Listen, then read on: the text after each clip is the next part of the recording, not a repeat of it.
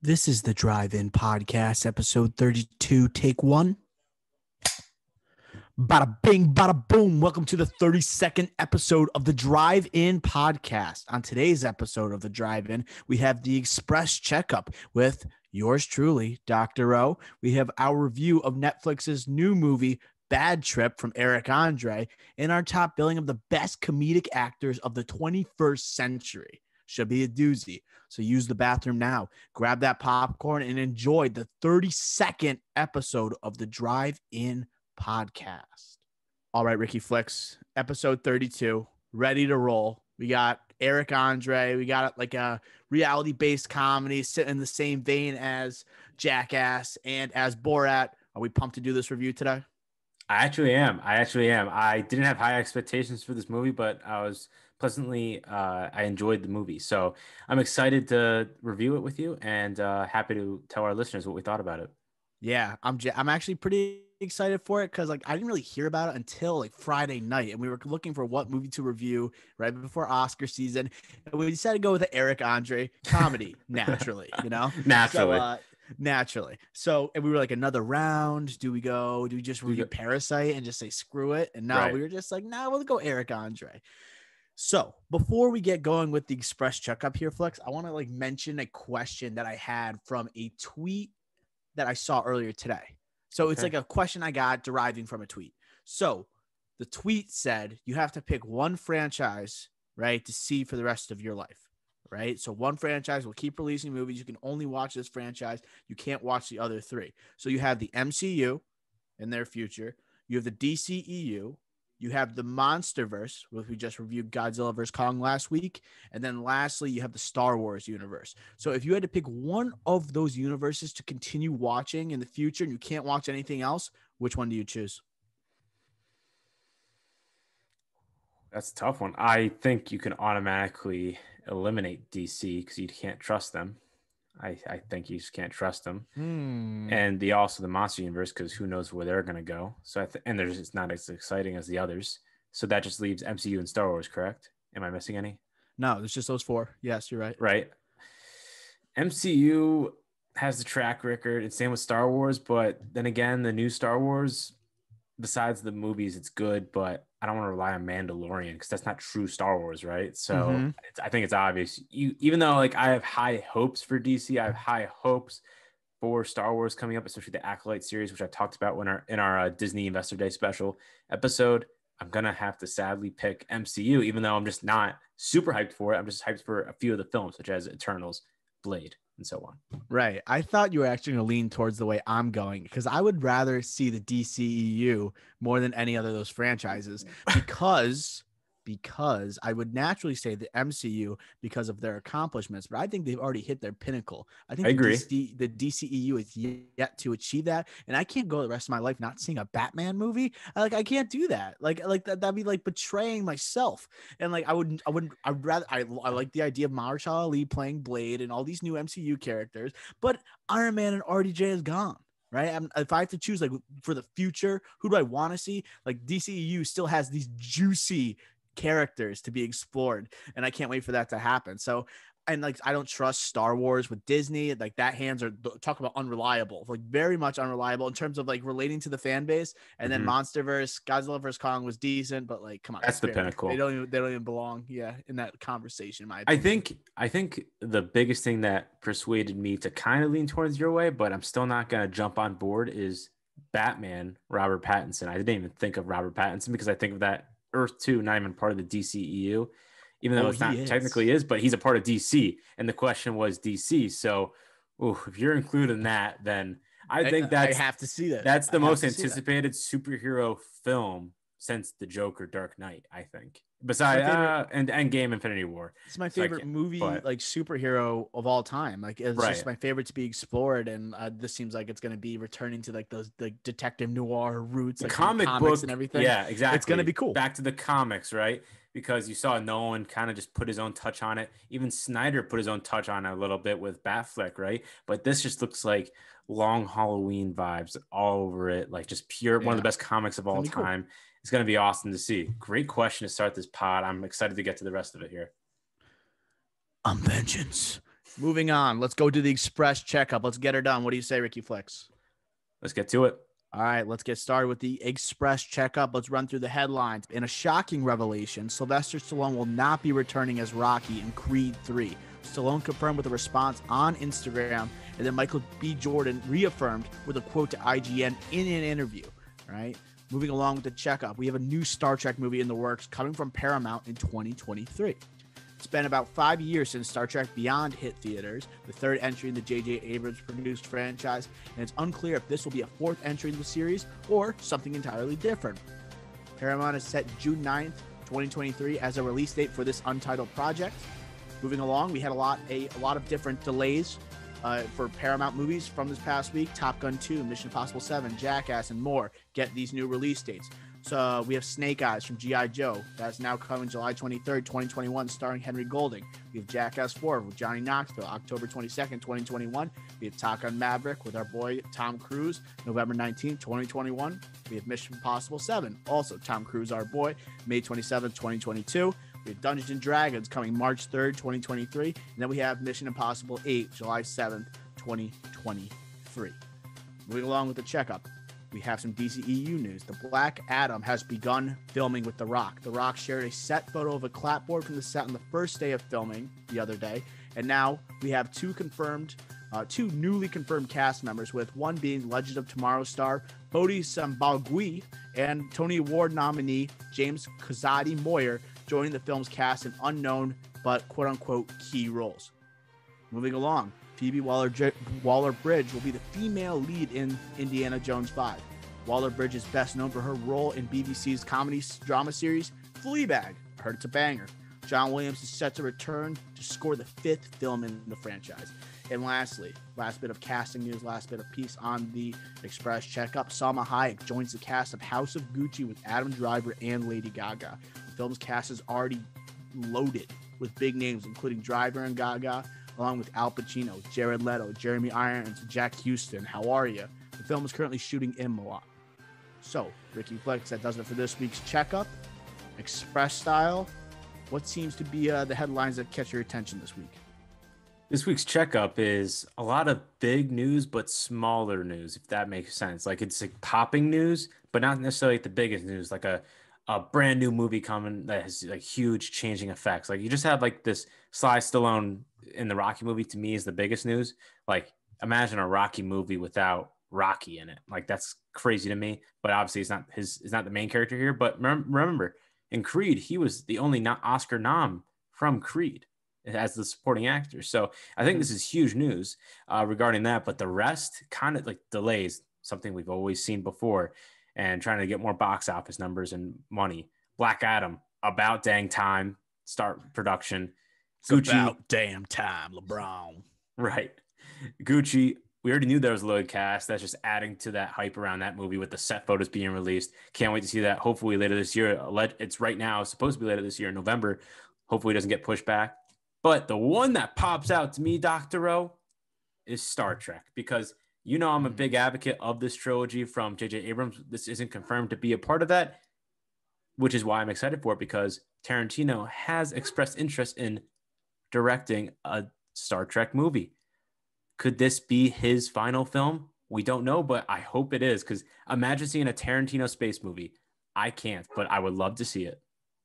So this is fascinating, because the Tarantino written Star Trek project has been something in the works for a long, long time. I believe it's already been written and it's been presented by Tarantino. There's always been the idea of, will Tarantino actually direct it? We know Tarantino says he's going to stop after directing 10 films. Once Upon a Time in Hollywood was officially his 9th film. So I think this would kind of be perfect for Tarantino. I doubt he would want to continue like doing a franchise. Maybe it was a one-off Star Trek movie. It could be exactly what Paramount's kind of looking for too, just because they're trying to build up their streaming service with Paramount Plus. But Tarantino, he attacks so many different genres. He's never done like a science fiction film, Right. And he's expressed Star Trek as his passion. He would always do Star Trek over Star Wars. So I'd be fascinated to see that.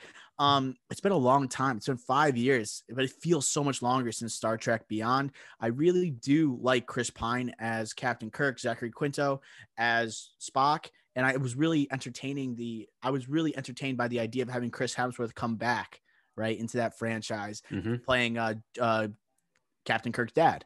All right. So that really caught my eye. I can't wait to hear more information about this, but I think it's a great idea in terms of building the universe. I think the big story here to like accompany that has got to be the Sly Stallone news, because this is his baby, his franchise. Him not returning in Creed 3, as you said, he was nominated for an Academy Award from the first Creed. I understand why he's not going to be in this next one. They got to make the Creed franchise more about actually Creed and not just truly about Rocky. Right.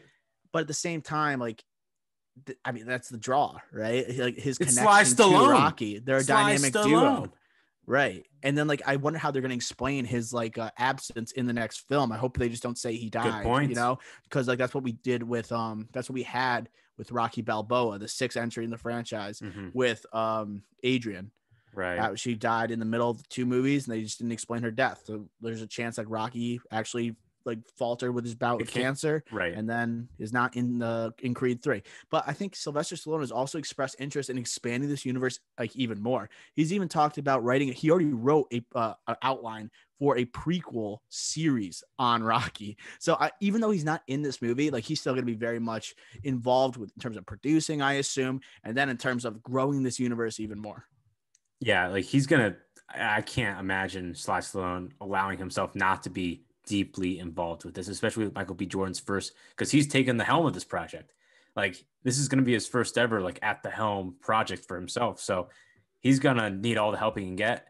And with a Rocky franchise, having Sly Stallone next to you, like I think it's a must. So I fully expect him to be a producer at the minimum, maybe even co-write the script for this.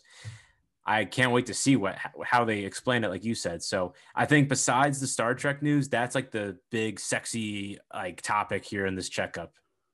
Yeah, agreed. And then I just want to bring up quickly Phoebe Waller-Bridge.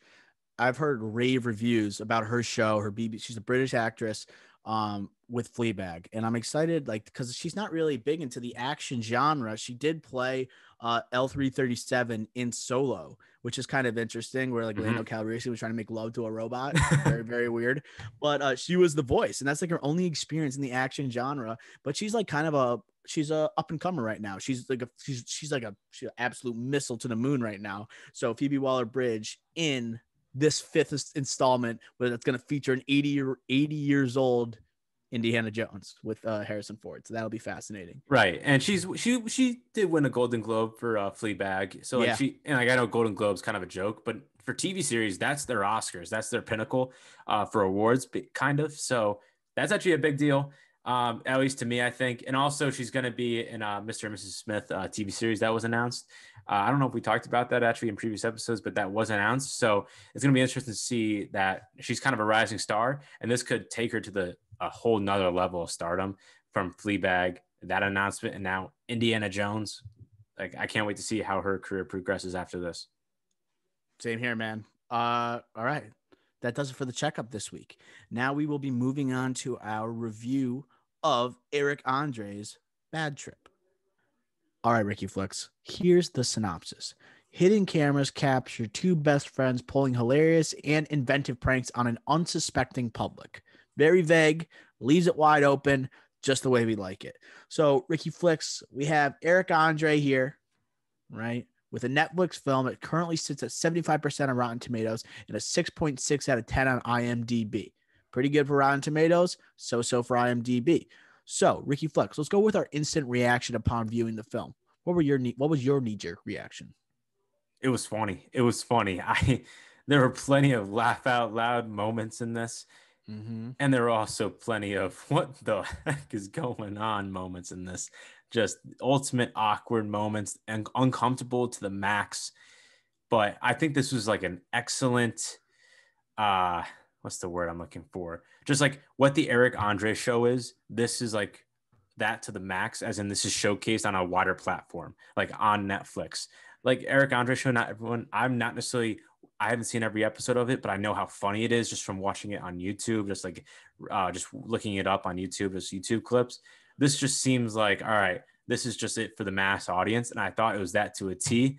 And I thought everybody in this, like all the main characters, Eric Andre, Rel Howery and Tiffany Haddish were just really funny in this. So Mm-hmm. I guess that's what I would go with at the start. How about you, Dr. O?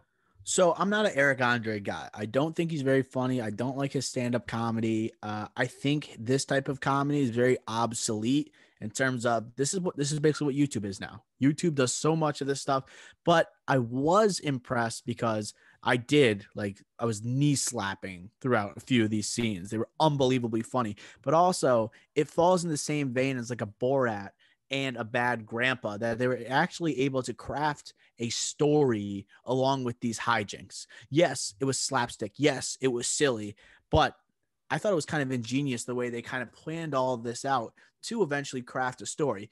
So in that aspect, I was a fan of it. I think some of the jokes were hit or miss. There were some parts I was dying, obviously, like I just said, but there's other parts where I'm cringing and I don't even want to look at the screen. And I think that just comes with Eric Andre, and I think that's who he is, and especially that type of comedy, same vein as Jackass, like very much the same. Yeah. So I knee-jerk reaction. I think we agree. It's hilarious, right? Very much so. So continuing on, what do you think about Eric Andre himself in this film? Do you think that this will catapult him potentially in his career? Do you think this is like a culmination of his career? And what do you think of his performance in the film? No, I think this was actually very clever of him to do. Like I just mentioned in my knee-jerk reaction, this is his show on a bigger platform. I think he was in The Lion King with Seth Rogen as Pumbaa, or sorry, not Pumbaa, but Pumbaa's Hyenas, sidekick, and right? yeah, or the hyenas. Sorry, geez, I can't think right now. But like that, it was just a voice, right? This is just him on the screen, like himself on the screen. I think this is big for him. He signed that Netflix deal. I don't know how many more movies he has left with Netflix, but I think this is gonna catapult him into bigger roles going forward. Not just a voice role, not just like him being known as a comedy guy that could play a comedic animated figure. He could be a comedic force coming onto this our main screen. Yeah, and he seems to be generating a lot of buzz from this film. I know Seth Rogen is a popular tweet going around that he's basically hailing this as a masterpiece.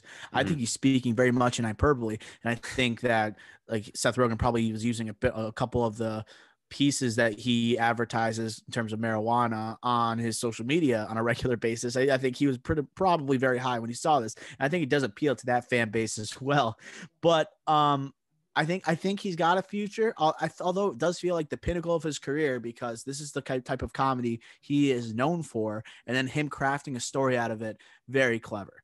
But I don't want to give the story too much credit, because in terms of like if you're assessing this like as a regular movie, super formulaic story, people are trying to tell me it's a unique story, and then like yes, it was well done in terms of the execution of it, but in terms of just looking at the story, this is the same thing as Dumb and Dumber. It's the same exact movie where you got two best friends, okay, going to see a girl, and they're getting chased by somebody even dumber. They stole something from them, and they're even dumber. Yeah. Yes, this is dumber. You know, so I don't want to give this movie too much credit, because it seems like I think we might be just we've been subjected to, like, first of all, fewer movies every year, like from the past year, I should say. And maybe not the most high quality of movies as a result too, especially with all these delays. So then when we do get something that makes us crack up in the way that this movie does, we seem to be hailing it, I think, a little too early. But I also want to talk about the supporting cast here, and you brought them up briefly. We had Tiffany Haddish and Little Ray Howery. So Tiffany Haddish is a premier actress, right? Comedic actress that could even make an appearance on our top billing this week in for the best comedic actors / actresses of the 21st century. And then Little Ray Howery is becoming a premier supporting character, almost like a Danny McBride of like African American of black comedic movies, right? I feel like that's a good comparison for him. So what do you think about Haddish? We'll start with her first. What do you think about her, first of all, appearing in this movie, and then overall her ability to kind of like improvise and interact with the public that's very unsuspecting? Well, I'll give you this. Since you related to our draft, I will not draft her because I'm not a fan of her. Okay, so if you want her, you could save her for the 5th round for yourself. But I thought she was awesome in this. I thought she was hilarious in every scene she was in. I thought she was the like a typical, like you said, this was very formulaic. She was a very formulaic villain for a movie like this, a comedy like this, but she didn't miss a beat at all. She really just hit every single note when she's talking to these strangers, such as when she's breaking out of jail, when she's talking to that stranger, leaves that stranger, and then comes back to that stranger, and that stranger's a normal person trying to help her out escape prison, and she goes back to him even though she should be running away. The stranger doesn't know she's Tiffany Haddish. So I think that she like played that Eric Andre show type role to a T. I said that twice now. I'm gonna hit myself over the head for that, but I thought she was great. What do you think? I thought she was awesome. I think she is someone I was like skeptical of. I found very annoying, but it tells you how good of a comedic actor you are is like how well you can improvise. And the thing with this movie and Eric Andre's form of comedy, you don't know how the public's going to interact with what you do. So you got to be very quick on your feet. And Tiffany Haddish was very good in that regard. And this is like in my eyes, this is above like what she is able to do. I don't know if she has a working relationship with Eric Andre, and maybe they wanted to do a movie together, because this seems like something that's like not apparent for major Hollywood names like Tiffany Haddish. So I was actually like happy that she took this on, because she's like, this is going to show how funny I am. And it really did pay off. Lil Ray Howery, I thought was great. He had great chemistry with Eric Andre. They played off each other very well. I didn't see all of Uncle Drew, and I don't know how much of that is like kind of like the same type of comedy where it's like unsuspecting. I know that's like Uncle Drew in the Pepsi commercials. It's like people didn't know what was going on, old man, but they kind of suspected it was Kyrie Irving at the same time. But so this is like his second foray for him into this film, but he was laugh out loud hilarious too. So talking about how funny this is, we're gonna do a little spoilers here, all right? A little heads up for the listeners. What scenes stuck out to you and are ones that you will be sitting around drinking beers with your friends reminiscing about on your favorite aspects of the movie? Well, I know your favorite scene in this movie. It's also mine, but I'll leave it for you to tell the audience. So I'm going to go with my second favorite scene, and it's down the road when Tiffany Haddish finds out where these guys are, and it's at this restaurant, this diner. Tiffany Haddish goes in, is questioning everybody with these posters with this stapler gun. The part was so good. And stapling it on the tables, like on the counter of the diner, on the walls, and questioning everybody. And remember, these aren't actors around them. These are real people. And everyone's like, oh, we don't know who they are. She leaves. Then Eric Andre and Lil Ray Howery come in, and they go in, and everyone's like, oh my God, those are those guys that stole that girl's car that was just in here. And they're all telling her. And that woman is like, I knew it. I knew it. Right. I knew it. But the part that made it so Eric Andre show-esque is that they leave, but then Tiffany Haddish comes back in the diner afterwards. It makes the audience go like, "Oh my God!" Yeah. It's the irony of it, you know. It's like what's gonna happen, and then there's that one woman in it that's going nuts. That's so outlandish. That's so on Tiffany Haddish's side, even though she's the villain. They literally said multiple times that she broke out of prison. Right. But like she's still on her side. And everyone's telling this woman to shut up and like stop being so crazy. But this lady's just on Tiffany Haddish's side. And she's the unspoken star. Like if you had to pick the best performance, non-actor wise or like true actress wise, it's that woman. So that's like my second favorite scene. I'm going to give it back to you to say, I think what we share is our favorite scene. So this movie started off hot. Right. So it like not like in a sexual way. So we're talking about like him getting his clothes shop vac and then he's like completely butt ass naked in front of his like crush. But I think the funniest scene is when he sees his crush and he's working at the smoothie shop or whatever, and he's serving all these people, and then this crush comes in. He says like for her to cut the line, he's talking to her, and eventually as like they're ending the conversation, like everyone's so mad at Eric Andre for like how he's treated everyone, such bad customer service. And then right when you think like, oh, this ended up great, like he finally connected with his childhood crush, he like sticks his hand in the blender, and then he just starts going nuts and screaming at the top of his lungs. Everyone in the smoothie parlor are just freaking out. And I remember I was sitting next to you while we were watching this, and I like couldn't breathe. I was laughing so hard. It was like I would say it's the hardest I've laughed in a movie. I don't even know since when. I would say years. That's how funny it was. But that was great. And I loved, like, the best part about this movie is just seeing the reactions from the people. And that's why it's such a unique brand of comedy. My opinion, it's hit or miss in terms of like the egregiousness of what they're doing. And it just turns me off. Like, for example, we're talking spoilers now, the gorilla scene where the gorilla is mounting him and twice, and people are still not buying it. I'm just not buying it. And it's so obvious it wasn't a real gorilla. I know. Like, it's like the faces is a total mask. Like, how, and it wasn't big enough. How are these? Like, it was the same height as Eric Andre. Like, how are these people so gullible? I know they're trying to hide the face, but at the same time, how are these people just like so like just falling for all these like hijinks? Some of them were like actually believable, and like I just think the ape one was over the line. I hate anything with like puke or poop. So him like puking like literally nonstop. That was too much as well. I didn't find that very funny. I know other people like that stuff. I know it falls in the same vein as Jackass and everything, and with Johnny Knoxville, but that's just never been my cup of tea. So I had to knock it a few points just because that's not entertaining to me. Yeah, for me, it's more than a few. For a movie that's slapstick like this, outlandishly like crazy, awkward moments like that, things that are those misses that you said, that hit and miss in movies. This is definitely one of those. Those misses. Those will take down points for me by a large amount.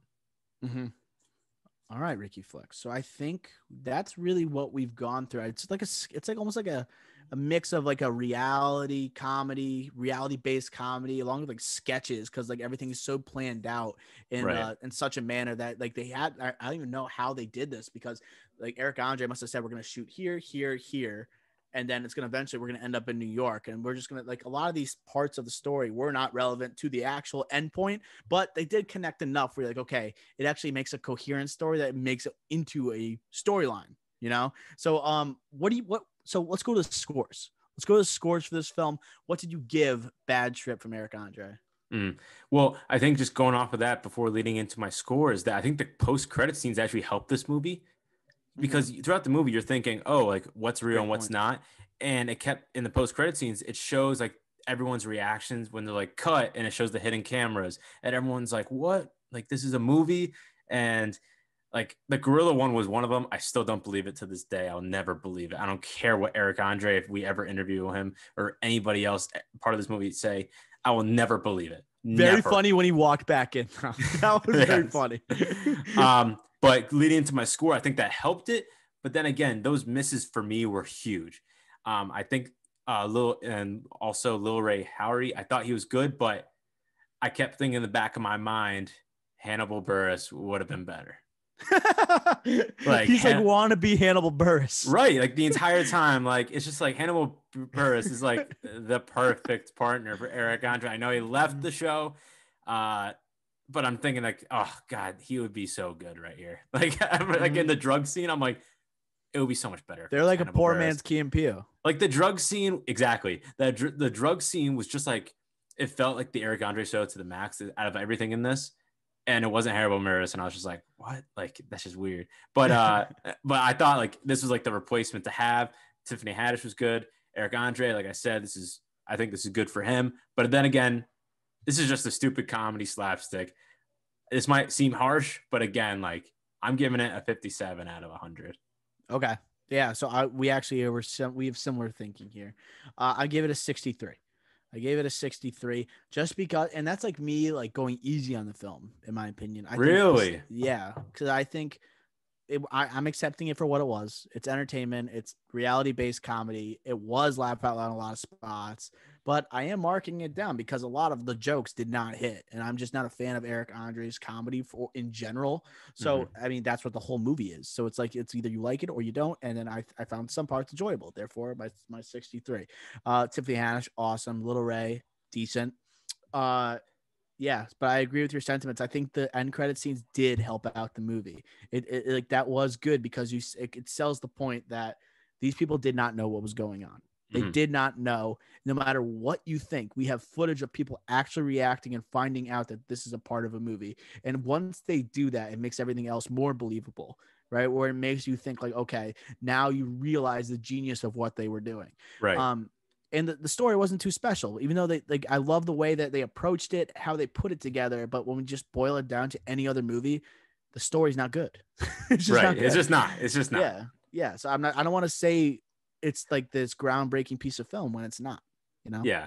But there definitely were those scenes where, like, I think like you said, I think in the beginning, the first 30 minutes of this film were so funny. Yes. Like a part of that smoothie, like the introduction to Tiffany Haddish's character, the singing, the musical part, singing, the musical, just so many things that it was just a knockoff on purpose of like these romantic comedies or these action movies. Like it was just like a knockoff of those on purpose. I thought it just hit those spot on. It was like those awkward scenes that you expect out of like in The Office, those awkward scenes of Michael Scott, like those work for that type of show. For this, it was just like unappealing. It was just unappealing. You didn't want to watch it and it didn't help it at all, at least for me. And it sounds like for you. It seems weird when you also see those scenes where it's like they're trying to pull off a heartwarming moment in a movie, but it's also with a public that's very unaware. It's like you have like a moment where he's trying to reconcile with his best friend, right? Andre is trying to Eric Andre is trying to reconcile with Little Ray on the bus, and these people have no idea what's going on, and it's just so awkward. And it just makes me think like a moment like an Adam Sandler and Wedding Singer on the plane. Everyone's like, "Oh my gosh, so romantic." In real life, everyone's just like, "What the hell is happening right now? Who are these two guys?" So weird. There was one person that said like, "Oh, that's so nice," but everybody else is just like, "Get off the bus!" Like we're trying to get to Florida here from New York. This was an opportunity where you like saw like, what if that Hollywood moment actually happened? Right. That's what like romantic people try and do, and it just doesn't work. And you see it in this movie. Right. And the car scene is a great example of that as well. Right before that, the car crash, that was another great example of that Hollywood moment. Great point. And it just makes it awkward, and like sometimes they don't interact the way a good awkward though. Yes. For this type of movie. Yes, it nails it for this one because it's just it's like that secret you have between the audience and obviously the main characters, you know? So I 100% agree. So it's a 57 from Ricky Flix. That's a 63 from Dr. O. That does it for our review of Bad Trip. Next week, we will be going into another realm here with another round, right? The Academy Award nominated film that is on Hulu. So make sure you give that a watch before we review next week. I'm now going to flip it over to Ricky Flix for our top billing of the best comedic actors of the 21st century. Thank you, Dr. O. All right. Today's top billing is inspired by our review of Bad Trip, starring the hilarious Eric Andre. We have the top billing of the best comedic actors of the 21st century. This will be a snake draft style with 5 picks each. Once an actor is off the board, once an actor is picked, my mistake, he or she will be off the board. But before we get going, Dr. Rowe, what are your thoughts? Any questions that you might have heading into this draft? Yeah, I actually do have a question. So is this going to be, we know it's just a body of work from the 21st century. 2000 to present. Okay. What if they were in television? Has to be in a movie. Oh my gosh, really? This is a movie podcast. We talk briefly about movies that connect. And like we might talk, I don't know, we haven't talked about yet about television series that don't connect to this cinematic universe. I'm talking mainly about Star Wars and Marvel here, and also DC coming up. But I wasn't thinking TV. That's just puts. Well, no. So it's like I'm talking about like actors that go into both, like just on a comedic aspect for both. I was not thinking TV. I was not thinking TV at all. Okay, because if we do TV, I think there will be way too many. That could separate a couple of draft picks. And I'm also thinking about: am I looking at their body of work? Am I looking at just the 2010s or 2010 to 2020? Am I looking at the full body work, or am I just saying that person was hilarious in like 2 or 3 films and they stick out that much? So it's going to be like a fine line to choose from, especially when you're also trying to differentiate those 90s actors that did so well and like them forwarding into the 21st century and see if that kind of turns over. Right. I think that's going to be the big factor here is that 90s, like the 90s, I think if you put like the best comedies ever, in movies, obviously not television shows, in actual movies, I think the 90s might be the best decade of comedies. I would have to take a deeper dive to support that hypothesis. But wow, like the 90s were something. So it's like what you said, that little layover or that turnaround from 99 to 2000 and those early 2000s to see how you're going to differentiate yourselves with those actors that kind of died off after like 2005 and on. So this is going to be interesting. I think this is the hardest draft that the Drive-In podcast has ever done. At least for me, this was the hardest big board to fill out and rankings wise. I don't know about you. This is it was tough in terms like I have like around like 15 to 20 names here. I would say I think I have like 16. I am a little nervous because that's why I kind of deferred for the second pick, because I have like a top 3 I want. I might as well get like 2 out of the 3 since I won the spin. Oh, okay. So that's why you picked the second pick. You want 2 of those 3, not necessarily you don't have one that's above the rest. Yeah, exactly. I don't think there's a clear-cut number 1. It's hard to make a clear-cut number 1 because as you said, we have the 90s carrying over to the 2000s, like those legends. And then you also have like that stand-up aspect that we're not really including here. It's more of just those actors that were funny in movies. Like because that's not really popular. I mean, at least it wasn't, I would guess, like, I don't want to give away any names, but like late 2000s on. So it's like, it's more of just like they're funny in movies and that's pretty much it. You know, it's rare to find that stand-up comedian that hits. Well, I'll get things going with the top billing of best comedic actors of the 21st century. I have the first pick, Dr. O is the second. And like I said before, it's a snake draft style. So once I go, Dr. O will have 2 and then I will have 2 and so on. But with the first pick, the way I'm approaching this draft is kind of in 3 categories. Just 1, you are naturally funny. You are like funniest of the funny, right? 2, you have iconic characters. And 3, your body of work. And I think there is a clear-cut number 1. I'm glad Dr. O deferred. I'm picking Will Ferrell. Okay. I'm picking Will Ferrell.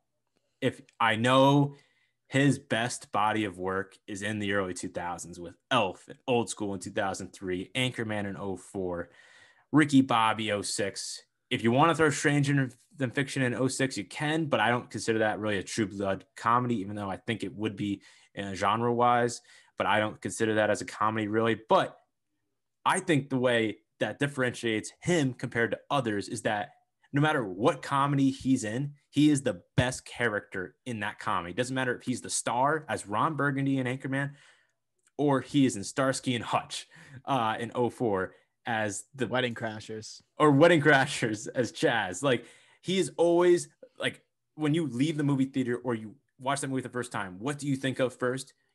You think of Chaz, Mom, the meatloaf, or you're thinking Starsky and Hutch as like him, like as the dragon wanting Starsky and Hutch to hump each other in front of him on camera in the prison. So Will Ferrell, I think, is for me the clear-cut number 1, and that's what I'm going to go with. So he was in my top 3. But at the same time, his body of work, 2010s and on, it's sketchy. It's sketchy, to say the least. But you're right. He does have those recognizable characters from a whole decade, right? 2022, 2010. And he's got some of the most unforgettable cameos in the greatest comedies of the 2000s. And he was that guy, that dude, the guy who dominated, right, the box office from a comedic standpoint, even before like all these major superhero movies were kind of taking over, before Iron Man, even during Iron Man, when he was like kind of like hitting the end of his run there. And like his type of comedy almost doesn't exist as much anymore. You don't really see any of that. So in like his frat pack style comedy. So good pick. I'm not going to judge it. I think it's good. Like I think it was if I had number 1, I probably would have taken it too. I think before we move on here, I think your thoughts are good. Just before, I don't want to seem like we're changing subjects real quick, but before you pick for the graphic, would you rather have a picture of the actor like at an awards ceremony, or of the role that you choose for the role that we choose? Like that's what they're known for. It's like not about them being the best actor. It's about them being the best comedic actor. So you would pick what you think. So like if it's your pick, so like Will Ferrell, I think of his iconic role, Ron Burgundy. So like I would put Ron Burgundy on the graphic. Yeah. All right. Yes. So then if you pick Will Ferrell, like as an example, if I didn't and you did, you would pick Ron Burgundy. That would okay. All right. So I just want to clear that up. All right, Dr. O, your first pick. So I'm going back to back here. I'm going to pick two people from two different generations. First pick, I'm going with Jonah Hill. Jonah Hill from 2000 to 2020.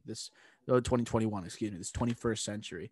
So this might be a controversial pick just because of his recent success, where he's not as much in and involved with comedies. He's directing with mid-90s. He's obviously with Moneyball. And then his critical acclaim is obviously actually with a pretty comedic role too, with The Wolf of Wall Street. That's actually probably the funniest part of the movie. But where his acting roots go all the way back to Accepted back in 2006. Ask me about my wiener. But it also goes to Superbad when he plays Seth, one of the most iconic, like comedic, like characters, I would say, in the history of cinema. One of the best, if not the best, comedy from the past 21 years. I'll just run through him. I already mentioned The Wolf of Wall Street. This is the end, where he's playing himself. And then he's also in maybe like the most recognizable comedy franchise in quite some time, in 21 and 22 Jump Street. Everyone forgets about Get Him to the Greek. His cameo that was kind of Will Ferrell level in Forgetting Sarah Marshall, him in 40-Year-Old Virgin. Like, he's appearing in all these bangers from the late 2000s on. I think Jonah Hill, I'm going to have to balance it out with an older guy, just like you did with Will Ferrell. I think Jonah Hill does belong in a top 2 rounds for this draft. I agree with the top 2 rounds. I definitely think that for a 21st century, 2 decades, he is probably the one to 3 people on probably your big board and mine that actually fulfill the 2 decades very well. As in movies. And also, he's one of the few that are not just great in their own films, in their own comedy movies, but also they are great as cameo people, right? Think of even Django. Like, oh yes, like hilarious. Think of that. Like, even I didn't think of that. Good. I'm just trying to say, like, if you're going to be one of the best comedic actors in any generation, it's not just about your roles that you get. You're a part of that star-studded cast that is in the trailer, or they just know you're in the movie. It's those cameos that are just surprise that you absolutely nail. Like I mentioned with Will Ferrell in Starsky and Hutch and Wedding Crashers. It's like that. So Jonah Hill absolutely nails those. So I love the pick, and I don't mind it in the first round. I think for me, it's a second rounder, but honestly, as long as it wasn't the first overall pick, that's fine with me. You just get a feeling that he's trying to distance himself from that point of his career, like, which is good, which is fine. And like people from that group of comedy that he kind of stemmed from in the late 2000s, they're kind of doing the same thing. So I think people who are listening to this might associate him more with the critical acclaim rather than like what his roots, what he started with, and like him as Strader as the fat dude in Accepted, right? Or him as Seth in Superbad, like F me, right? You know, like it's just like it could be like that's just what I think of when I think of Jonah Hill. Maybe other people don't, but I think it's worthy. All right, good pick. So I want to go. My second one is going to be opposite, and I think this person is like could rival Will Ferrell in 2000, 2010. All right, but I don't think it's who you think it is. I think I'm gonna go with Ben Stiller. Wow. I'm going with Ben Stiller. I think he's one of the most underrated talents in the past, I want to say 25 years of Hollywood. Let's do the rundown right now. Tropic Thunder. Okay. Hilarious movie. So very rewatchable. Zoolander. All right. One of the most rewatchable comedies of the early 2000s. Dodgeball. We talk about iconic characters. Dwight Goodman. I'm a big fan of the Royal Tenenbaums. Okay. He also shows his acting chops in that one. Meet the Parents. Meet the Fockers. These are all bangers. Starsky and Hutch. This is the person that rivals Will Ferrell. And no one brings it up. People automatically think of like the other member of the frat pack that I will not bring up yet. But I think Ben Stiller is the better talent in terms of like the movies. You know, he's a big part in producing these movies. He's hilarious in them. And the fact that I have Dwight Goodman, that makes me happy. One of my favorite movie characters of all time, Ben Stiller, second round pick. So I think it's a phenomenal pick. I think if it wasn't drafted within our 10 picks, I think that would have been criminal. And like, it's because people just forget him. And I think a big reason why is that I really want to tease a pick and say a comparison.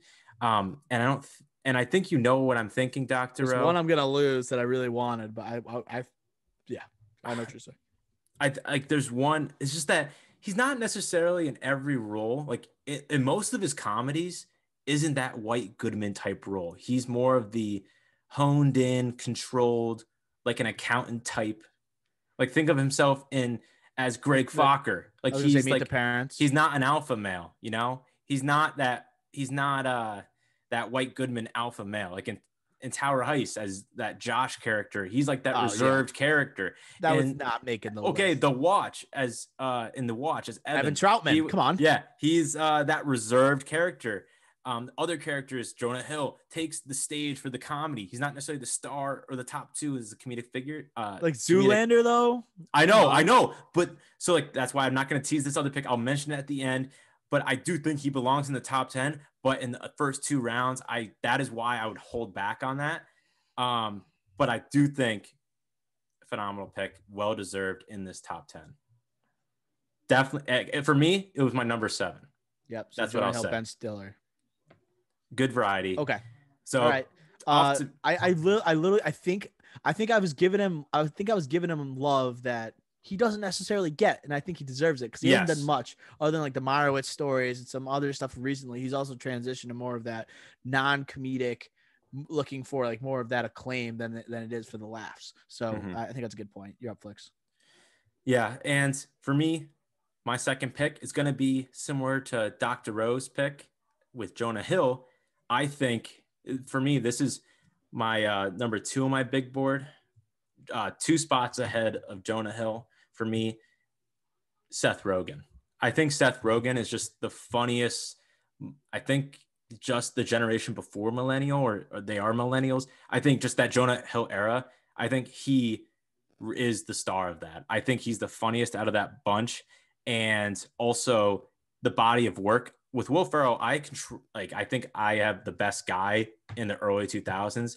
With Seth Rogen, I think I have the next step where I just have that body of work where I have his cameos in The 40-Year-Old Virgin and Superbad as Officer Michaels.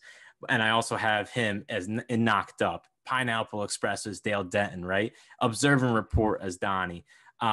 This Is the End. We talked about Jonah Hill being in that, but Seth Rogen was also hilarious as himself in that. And that was 2013, 2014 Neighbors. And then obviously the interview with that same year in 2014. But also going down closer to here, we have The Disaster Artist, where he took more of a step back. He had more of a light cameo in that, but still funny. I personally think The Long Shot in 2019 was hilarious, and I loved him and Charlize Theron's chemistry in that. And then Sausage Party, I know it's animated, but that movie itself was phenomenal, and him as Frank was awesome. So I'm going to go Seth Rogen as my like whole body of work, 21st century best comedic actor. Okay. Yes, it was between him and Jonah Hill. I didn't want to take both of them back to back, because that's like 2 of the same group, and like I want to have more diversity. It's like 21 years is a long time, and they're from that same era. And if I'm splitting picks, I'm not going to get another pick for another like 3. Like I got to make sure I cover some ground. But I love Seth Rogen. I love him especially. I think where he shines most, and I think he was the most funny, is 1, Knocked Up, and then 2, Superbad. And like that's like 1 leading role, 1 supporting role. And he's a player. He's a guy who is a good team player. He plays off other people very well. So I can't hate the pick. I like Seth Rogen a lot. I think it's interesting because Jonah Hill. Well, I'll first speak to Seth Rogen. Seth Rogen. He's always been like the mastermind, like always helped writing with Evan Goldberg these comedic movies. And Jonah Hill now is starting to become in that writing directing game, like mid 90s, and he's going to continue that. So it's interesting to see how those two, even though they're very similar, and Jonah Hill kind of has focused more towards serious acting this past decade. Seth Rogen's still going comedy, but also Steve Jobs, though. Steve Jobs. And he's kind of taking a step back in executive producing, like The Boys, Invincible. And Jonah Hill's starting to do that now as well. Like I said, and you said, is mid-90s. So it's interesting to see their careers, how they're similar, but necessarily not in the same career trajectory, not the same years that they've done it. So I think that's also interesting. Okay. Yeah, it seems like they're both looking to take a next step. Right. Okay. So it's down. It's now up for me again. My third pick. I'm going to go.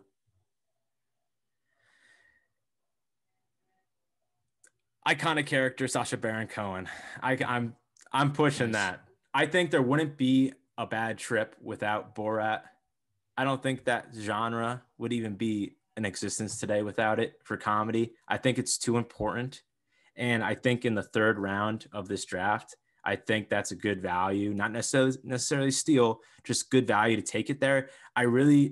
It's not my favorite on my board, but I think it's just so iconic and so important and influential for the genre that I have to take it. And also because I already have one of those frat pack from the early 2000s, and putting two on my board is tough for me at this stage when a Sacha Baron Cohen Borat is still on the board. So I'm going to go with that.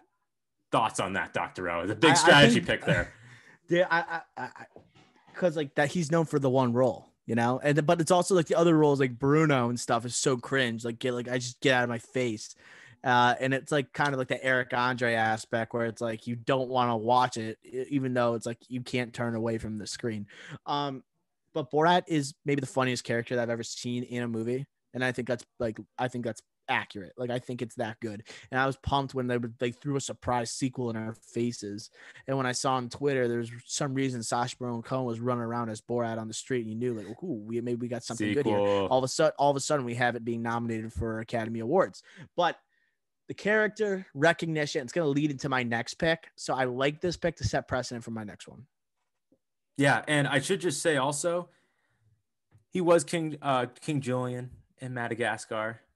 He was great in that. I know the Penguins kind of steal the show in Madagascar, but he's also great. The New York Giants! And also John Girard and Ricky Bobby. Great character, very underrated. All right. Oh, yeah, Jean Girard. Good point. And that was the same year as Borat, 06. All right, off to you. All right, you want to go iconic characters? Maybe go with the best comedy of the 2000s, maybe both decades. I'm going to go with Zach Galifianakis as Alan from The Hangover. Like, I think this matches up perfectly with your last pick. When you think about characters, I think Alan, I said Borat. I think Alan kind of vies with Borat as like the funniest characters I've ever seen in a movie. And then Alan is, I just laugh every time I see him. Like every time he touches the screen, even before he says a word, you want to laugh. And then he throws out the most ridiculous quips, right? Whether he's talking about the Joe Bros are coming into town, whether he's telling you there's Skittles in the bag, whether he tells you there's a baby on board, or the baby's name is Carlos. Like he throws out such fire quotes. And I just listed off 4, like top of my head, not written down. You see me if you guys are watching the YouTube, right? You'll be able to know that I did not read any of those. Those are top of the head. Alan, and then it spanned 3 more movies with the same premise because he was so damn funny. We didn't get 3 more movies because of Ed Helms. We didn't get 3 more movies because of Justin Bartha getting lost. We didn't get 3 more movies, although Bradley Cooper is a stud. I don't think we got 3 movies just because Bradley Cooper. You got 3 more. You got 3 movies in that franchise because of Zach Galifianakis. So I have to go with him as Alan, especially. I love how my pick led into yours because that's why he deserves to be in this top 10. Not because of his body of work, but because of that one character, even though he is good as a cameo, like in Dinner for Schmucks. He was great in that. Oh my God. You asked me what his name was in that. I cannot tell you, but I can tell you that man was electric in that movie. I know the movie itself isn't necessarily great, but that movie, him in that movie is great. Him laughing in that movie. and then also like basically saying that Steve Carell, T's pick there, but he's at the dinner table saying like, you're paralyzed, you can't move. Yeah. he's like, what am I doing? He's like, you can't, nothing. You can't, I will have to release you. Like, it's just right. Absurd. Like that whole, we might have to retweet that dinner scene. And then Octavia Spencer is just acting like a freaking ostrich. Like we'll have to tweet that out. But he's so funny. Like Zach Galifianakis. Then even the Between Two Ferns, I know we're talking about movies, although they did make that's a movie. It did make it to a movie. Yeah, he is funny. He's just absolutely hilarious, and I'm happy I got him. Yeah, I think again, him as a supporting or cameo is top of the line up there as his own movie. Like The Campaign, they didn't play to his strengths. Due Date didn't play to his strengths. It either over the topped it or it didn't do it enough. So I think him in this spot is very well deserved. And for iconic characters, Alan in The Hangover is up there for anything. So any type of genre. So it's great to see. And now your 4th pick, Dr. O. Okay. Ryan Reynolds, Deadpool. I got to do it. I got to do it. Ryan Reynolds. Obviously, you got him in Van Wilder. You got him in The Change Up. You got him in these other movies that maybe aren't as well known. But I think of the funniest movies between 2010 to 2021. And even though it's a superhero movie, Deadpool, I think, falls into that category. And a lot of the reason why is not only because of how kick-ass Deadpool is as a character, but how funny he is. And he's just riding so hard on the coattails of Ryan Reynolds. The Proposal, not a bad movie. I actually enjoy it. It's a guilty pleasure. Just saw it in theaters. Funny. Even like his voice is so funny. Like the image of him, like voicing Pikachu, the first time you saw him Detective Pikachu, like talking in like for that character, you're like, okay, you just know it's going to be funny because Ryan Reynolds is doing it. But it's mainly and primarily because of Deadpool, and Deadpool is maybe the most iconic comedic figure of the last 10 years for anything, I would say. So I'm going to go with that, especially with the superhero, and he flipped the superhero genre on its head with his performance as Deadpool. So I'm going to go with that as my 4th round pick. Yeah, no, that was going to be my back-to-back, my final pick. If you didn't pick it there, I think Deadpool solidified him to be eligible, like to be valued as a top 10. Oh, I wouldn't have drafted him without Deadpool. Right. But people forget, at least to me, I feel people forget about Van Wilder because it was in 2002, I believe. Right. And correct me if I'm wrong there. I didn't watch it in 2002. Obviously, I was like 4. But Van Wilder, I think, is a lost iconic character because of the American Pie trilogy. And also Old School was the next year. Anchorman was in 2004, Superbad just after, and also another movie that I'm going to pick coming up, the main character in a movie coming up that I don't want to tease right now. But I think just Van Wilder is such a lost, iconic character in comedy. So I think that Ryan Reynolds is a great pick. And I just want to say also, the change up with Jason. I don't want to tease pick there, but the change up, I liked him in as well. Okay, you're all good. And that movie that he's a waiting. I think that's a funny movie too. Yep. With Justin Long. Yes. I think that's a funny movie as well. So I think it's a good pick. Yeah. Van Wilder's 2002. And obviously American Pie, the first one, 99. Second one, 2001. Third one, 2003. So it was literally right in between that era. So it was kind of trying to capitalize on that, but you weren't going to outdo it because American Pie was such a monster. But yeah, I'm a huge Ryan Reynolds guy. I like Van Wilder. I agree. It's super underrated film, but the pick is for Deadpool for sure. Mm-hmm. But all right. So I'm up. I get my last 2 picks here. I know this one coming up, my 5th pick, we might need to talk about this pick a little longer because I have no idea what I'm going to do for my 5th. But for this pick, for me, it's obvious. I'm picking Steve Carell. I know you're probably thinking The Office right now, but think just movies for me. Think of him as I think his breakout role in movies was just on the scene was before The Office in Bruce Almighty as Evan Baxter when he's like when Bruce, whatever his last name is in that, is controlling him, and Steve Carell is just showing his acting comedic prowess when he's just exactly. So I think that just kind of catapulted him for the next year. Judd Apatow and Anchorman, Brick Tamlin, and then getting his own movie in 40-Year-Old Virgin. Then the following year, 2006, in Little Miss Sunshine. So I'm just telling you, this man was a force without The Office in the comedic realm. And we talked about Dinner for Schmucks earlier. Zach Galifianakis was great in that, but I think the best character was Steve Carell in that as the loving mice guy, Barry. So I think he was great in that. And then body of work for comedy kind of hurts him. I know he did Anchorman 2 earlier around like 2013, 14, but and he did Despicable Me as Gru, but just a animated voice there, so not too big. But he's been focusing recently on the drama with Foxcatcher, Big Short, Vice, right? But I still think that he's worthy of a top 10 pick. And at number 8, I'm fine picking him there. Yeah. I should have taken him just for the name recognition in terms of are people just going to think of The Office, even though it's not for The Office. If we were talking about all encompassing roles, like he definitely would be like a first round pick, in my opinion. So that when you said that we're not doing any television, that kind of took him off like until like a later round for me. Definitely deserves to be there. 40-Year-Old Virgin's an all-time movie, all-time role. I like how you brought up Little Miss Sunshine, because I think that kind of gets swept under the radar. Even him in Dinner for Schmucks was very funny. And then Brick Tamlin's the iconic character you got that comes with him too. So yeah, so he absolutely deserves to be on there. I even had like a couple stars next to him because like if I get sleeper later in the round, but obviously you took him. That was a good pick. All right, and I'm looking at on my big board now. I'm looking at the big board now, and I'm seeing like these names that are not going to make it, and it's making me nervous. Oh, as in like just the hate we'll get on social media. A little bit, and I'm just like, if I'm going to hate it if I have Ben Stiller and I don't have this person on my list, so it's going to be interesting.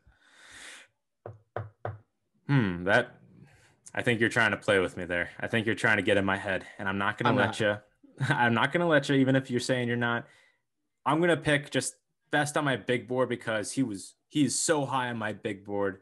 He is my number 5 on my big board. I'm just going to do it. A part of the frat pack early 2000s, Vince Vaughn. I'm just going to do it. I just think he's too good for me to pass up right now. I know I already have Will Ferrell, and I think Will Ferrell was better than him in Old School, but not Wedding Crashers. That's why I kind of hesitated when I was talking about Wedding Crashers. I think Vince Vaughn in Old School was great, but in Wedding Crashers was phenomenal. Was absolutely phenomenal. An A-list performance for comedy that you rarely see. I think during that era you were accustomed to it, but even when that came out, it was like, oh my god, like he was so much better than John Beckwith, his partner in that. I think that like kind of showed you his acting prowess in the comedy genre. So I really think Vince Vaughn is valued much higher than number 9 overall here. I would have picked him a lot higher if I didn't already have Will Ferrell, but it might hurt me on the graphic. Then again, I don't know, but Vince Vaughn's going to be my pick here. My final pick was between Vince Vaughn and this other person I'm about to draft. So I'm glad that you took him. I would have felt guilty if I didn't take Vince Vaughn, because I am on the record of saying that Vince Vaughn put on an absolute clinic, an acting tour de force in that movie. Like, good enough that I think it was even award worthy. I say that he absolutely circled the wagons right around John Beckwith and Owen Wilson. And I'm an Owen Wilson guy. Can't wait to see him in Loki. But this was Vince Vaughn's like moment. This is where he owned it. Like the most recognizable role where this is who Vince Vaughn is. He is the alpha in any movie he's in. Like he's to be always the top dog, and everybody else is just like along for the ride. He's running the show. I wrote a blog and like Quarantine Ends. Who give me some characters that you're gonna like, movie characters you're gonna rip the town with. I said, who's running the point? Who's calling the shots? Who's running the show? It's gonna be Jeremy Gray from Wedding Crashers. Yeah. So love the pick. And Old School, I think that almost is just as good as Wedding Crashers in terms of like his performance in that movie. So great pick. And I also think people only think of him as like in Fred Claus or Couples Retreat or The Dilemma, stuff like that. But it goes back to your comment that he's always the alpha dog in there, like in The Watch as Bob. Like that's when you picked Ben Stiller and I mentioned Evan in The Watch. The funniest guy was not Ben Stiller. It was Jonah Hill and Bob, aka Vince Vaughn. Jonah Hill. Yeah. Right. But Vince Vaughn, like he was the alpha male, right? Like even in Anchorman, great cameo. It's a common like we talked about Jonah Hill and Will Ferrell as the cameos, non-main figures, not even supporting characters. They sometimes steal the show, steal scenes that you remember. Vince Vaughn does that there. So I think he's up there, worthy of a top. If you picked him in the top 5, would not have hesitated one bit. He was my number 5. I'm glad I got him here. Vince Vaughn for me. Your last pick, Dr. O. Round us out. Good pick. I got to go with someone from my favorite movie, I would say, when I'm growing up. I'm going with Jack Black. Knew it. I gotta go Jack Black with my final pick. School of Rock's one of my favorite movies ever. Like I talk about one of the most quotable movies of all time. I think it's still not seen by enough people, and like the younger crowd, the younger generation has no idea what it is, and it'll be one of the highlights of your film watching career once you finally see that movie, and it becomes so damn rewatchable. Let's rock today. And not only do we have School of Rock, Tropic Thunder, he's probably the funniest dude in Tropic Thunder, even with Robert Downey Jr., I would say. Getting an Oscar nod, Robert Downey Jr. But I think he's that funny. And then Jack Black has also done it like not only in the early 2000s, but like even looking at the Jumanji franchise, he's the funniest aspect of that. Okay. Don't tell me it's Kevin Hart. It's not. It's Jack Black acting like a 16-year-old girl. It's hilarious. It's got probably maybe the funniest animated movie with Kung Fu Panda, Nacho Libre, Nacho. You got his cameo in Anchorman, Shallow Hal, Saving Silverman. Silverman is a hidden banger of a movie. High Fidelity's 2000, Tenacious D. Like he has some absolute rips, right, that need to be enjoyed by more people. And Dewey Finn, this is a pour one out for him. I have to go with him as my final pick, Jack Black. Great pick. If you didn't pick him, Dr. O, I think you would need to revoke your membership on the Drive-In Pod, your subscription, because you are the biggest Jack. You're the Jack from podcasting. Besides Vince Vaughn, I think you're his biggest advocate for comedic actors. You talk about the School of Rock and quote that all the time. Let's rock today. You always say that. So I'm glad he's on your team here. I think High Fidelity I think it's a very overrated movie, but Jack Black is awesome in that movie. He's I think saves that movie for me. I think it's super overrated. You can come at me on Twitter if you want. I will defend myself till I die. I think it's overrated, but he's great in that. And again, Robert Downey Jr. got nominated for Tropic Thunder, but he wasn't the best character for me. I think it was Jack Black. And my last point with Jack Black is that Fatty's Fart 3. Yes. And Tropic Thunder, 2008, right? But he was in Bernie, I think in 2011, but he was in a year one with Michael Cera. He wasn't in a lot of hits, right? He was in that Bird movie with Steve Martin. But before Jumanji, he was really falling off a cliff, right? But Jumanji, right? Oh, yeah, crap, right? But Jumanji, I feel just brought him back to the mainstream, and now he's on TikTok again. People know who Jack Black is again. I think it's great for his resume and for this draft when we're talking about their body of work. He has the iconic characters, at least for me. He's hilarious, one of the funniest people on the planet. And he now has that body of work that we talked about. At least for me, the three components of this draft. I think it's a great pick. So before we go to honorable mentions, let me just list off the drafts, each of our drafts, and then I'll throw it over to you for anyone that you want to mention. Ricky Flix has Will Ferrell, Seth Rogen, Sacha Baron Cohen, Steve Carell, and Vince Vaughn. Dr. Rowe has Jonah Hill, Ben Stiller, Zach Galifianakis, Ryan Reynolds, and Jack Black. Dr. Rowe, honorable mentions. All right. I have a few. Paul Rudd. Ant-Man. We'll talk about funny superheroes. Not on the same levels of Ryan Reynolds, but then he's also I Love You Man with Judd Apatow, Forgetting Sarah Marshall. Great supporting role in 40-Year-Old Virgin. Brian Fantana. You got so much. Wet Hot American Summer, right? You got role models. It's a shame that he was not drafted. Looking back at it, I wouldn't change anybody, I don't think, for him. But a lot of times he is the supporting guy. Yes. So he doesn't really a lot of these people that we're picking are either so phenomenal in the supporting role that they steal the show, or they are the lead guy. So it's I couldn't pick him over even a Ben Stiller or Zach Galifianakis, who only is the supporting guy. I'm not going to pick Paul Rudd over. Yeah, him. I think just to chime in here before you go on with your mentions here. If you picked Paul Rudd, I think we would have had a big time argument, because I really think that even though I think he's hilarious, they came together. I know I made you watch that a couple weeks ago, and I think he's hilarious in other movies like 40-Year-Old Virgin. He is not ever the funniest or even the second funniest person in his movies ever. Even if it's his own movie, or it's he's the side character supposed to take you over that funniest character, like an Anchorman as a Brian Fantana. He's not even the funniest or second funniest or third funniest in his own movie. or in the movie he's in. So I don't think he's worthy of a top 10 pick. I think it's similar to a Ben Stiller without the iconic roles. Yeah, because like Ben Stiller, he does get kind of hidden sometimes around other people, but other times he shines. You know, he kind of can balance both, which is I think one reason why I picked him for a big part of it. Moving along with other guys that I had in mind, Danny McBride is someone I love, and I actually brought him up earlier in the podcast. Like Tropic Thunder, right? Where he's like throwing the bombs out. He's like, big ass titties. And he's like crushing it. Then go along with This Is the End. It's one of the greatest like 10 minutes from a character I've ever seen. Funny. I'm not gonna like quote it because it's like almost too inappropriate. Him and Land of the Lost, epic supporting one of the funniest supporting roles. Underrated movie for comedies. Oh my god. If we did shows like Eastbound and Down, obviously he's Red in Pineapple Express. Your Highness is also a forgotten banger of the late 2000s. I don't like it. You don't think? Hand up. I don't like it. You don't like that one? I don't like that one. Oh my god! I used to quote that. I used to quote that with my buddies a lot. Adam Sandler. I didn't want to pick.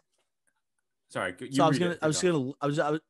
So like Longest Yard, 50 First Dates, Anger Management, Grown Ups, Click, Zohan, Deeds, Chuck and Larry. Like it doesn't match his 90s catalog. It's just not even close.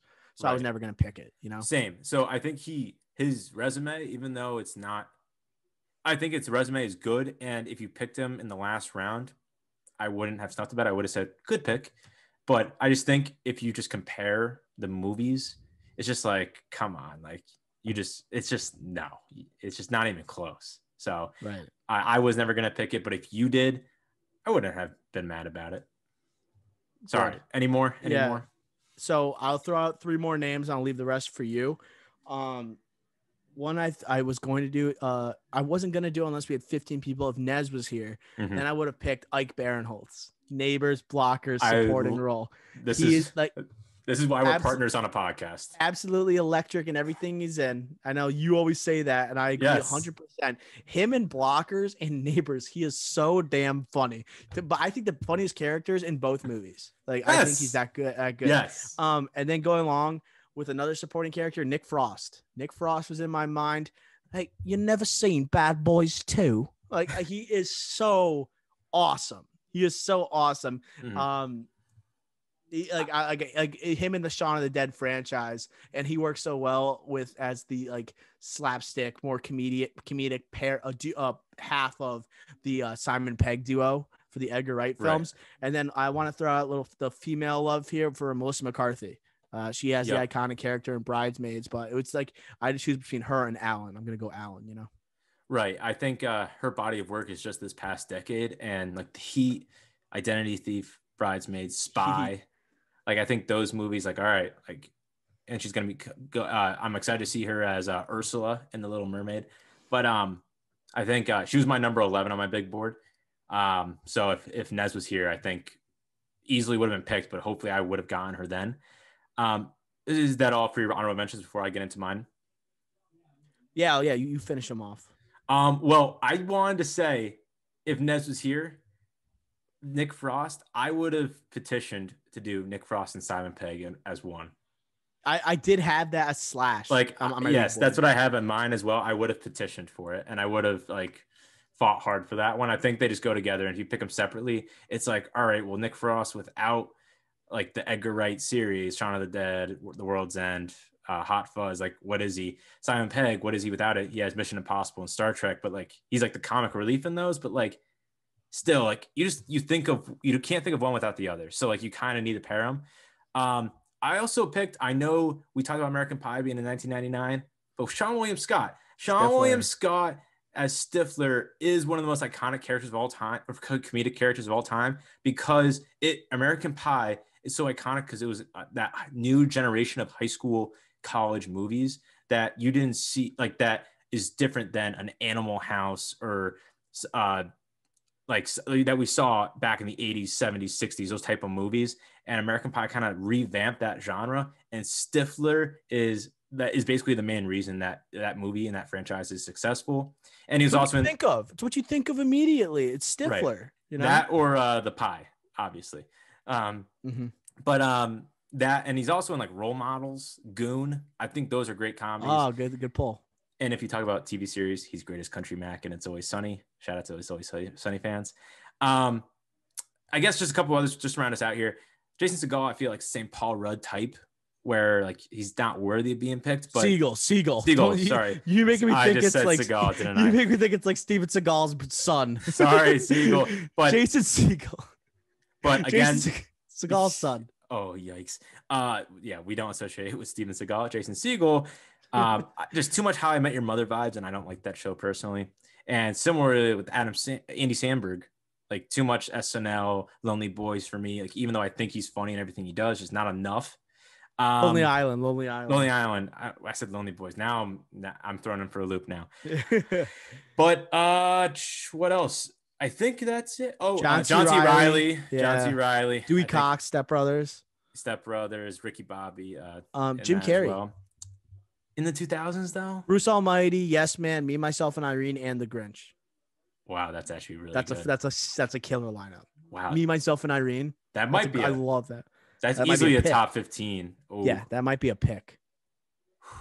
That's actually really good. And one last one I want to say, and I hinted at I wasn't going to tease this pick, but it's Jason Bateman.